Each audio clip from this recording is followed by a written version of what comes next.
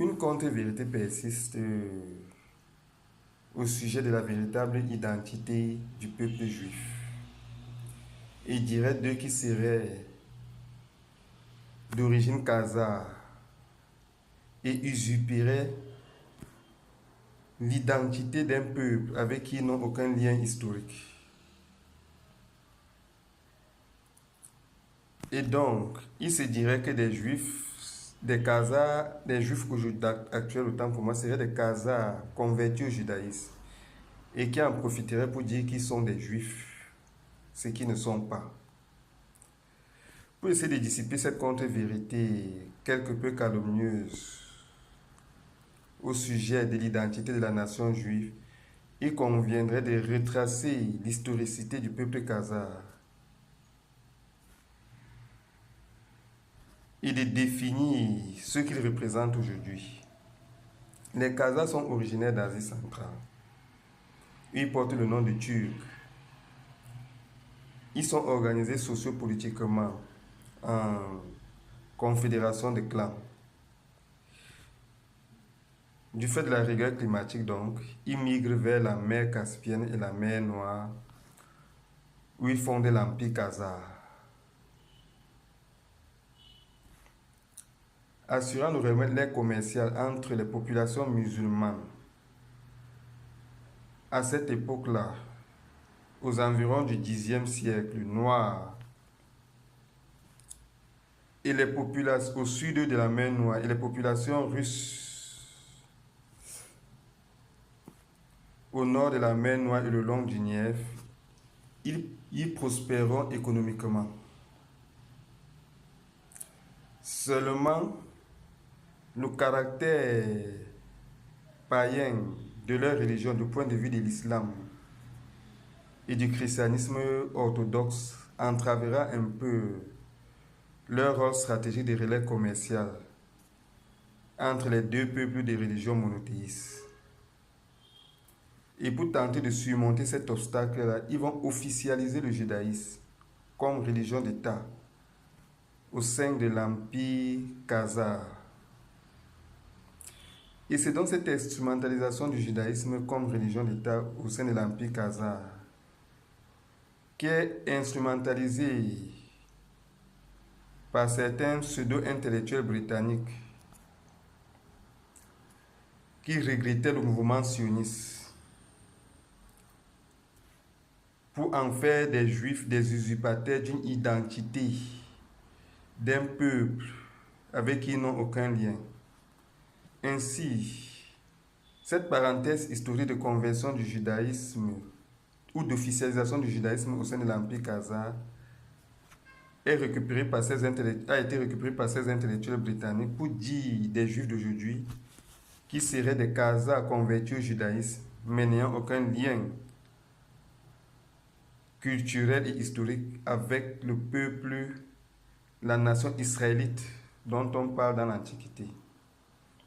Sauf que, historiquement, l'officialisation du judaïsme comme religion d'État au sein de l'Empire khazar ne s'est pas accompagnée d'une conversion en masse des populations khazars, tout simplement parce que il est difficile de se convertir au judaïsme si on n'est pas juif. Le judaïsme est plus une tradition qu'une religion universelle. C'est une identité culturelle liée à un peuple spécifique, comme tous les peuples en ont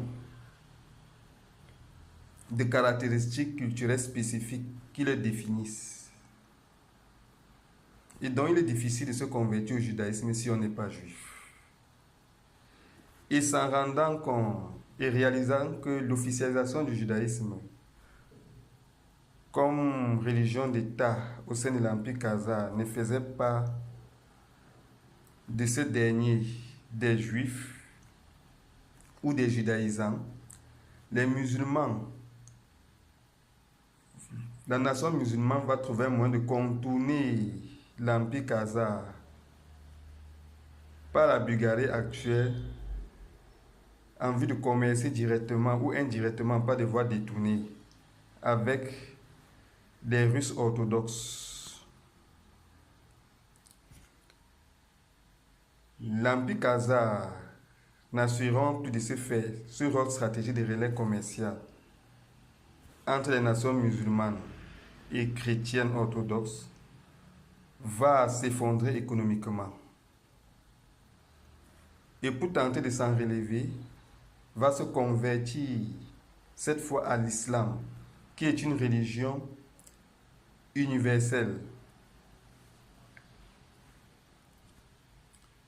découlant du judaïsme, tout comme le christianisme, qui sont tous des religions universelles découlant du judaïsme qui lui est plus spécifique à un peu. Ils vont donc se convertir à l'islam, ce qui était alors possible contrairement au judaïsme, sous le leadership de Seljouk, d'un de leurs leaders nommé Seljouk, qui fondera de ce fait le premier empire musulman khazar, l'empire seldjoukide. Se faisant ainsi accepter par la nation musulmane, majoritairement noire à l'époque, ils en profiteront pour conquérir l'actuel Iran, Syrie et l'actuelle Turquie. De ce fait, vont contrôler l'Asie centrale, vont contrôler le lien territorial qu'il y a entre le Proche-Orient et l'Asie centrale. Et par la même occasion auront une emprise sur l'islam, dont la force était les conquêtes militaires. Et l'outil militaire par excellence dans le Moyen-Âge étant la cavalerie, dont les nations musulmanes s'en approvisionnaient en Asie centrale. De ce fait, l'empire seldjoukide va prendre le contrôle de l'islam, mais s'effondrera rapidement du fait des conquêtes impériales mongoles menées par Gengis Khan. L'empire mongol sera éphémère et s'effondrera rapidement.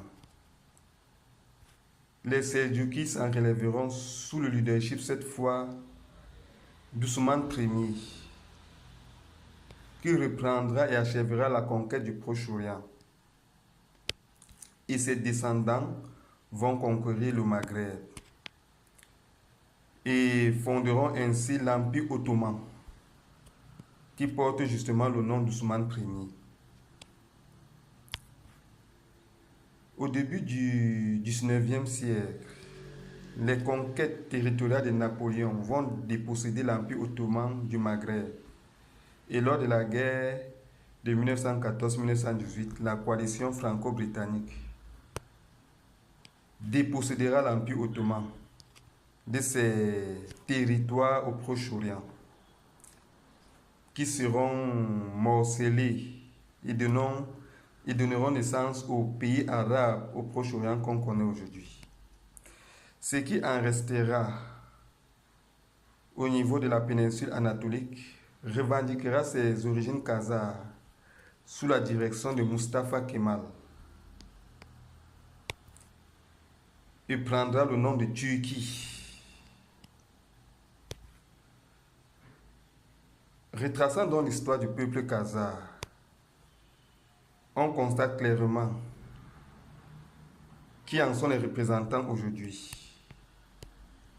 Les Khazars sont ceux qu'on appelle génériquement aujourd'hui les Arabes et qui sont en fait les Ottomans et dont la Turquie actuelle revendique ouvertement l'héritage historique.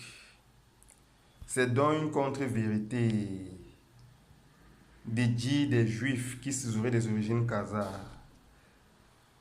Ceux qui incarnent l'identité khazare actuelle sont bien connus. Ce sont les nations dites arabes ou ottomanes.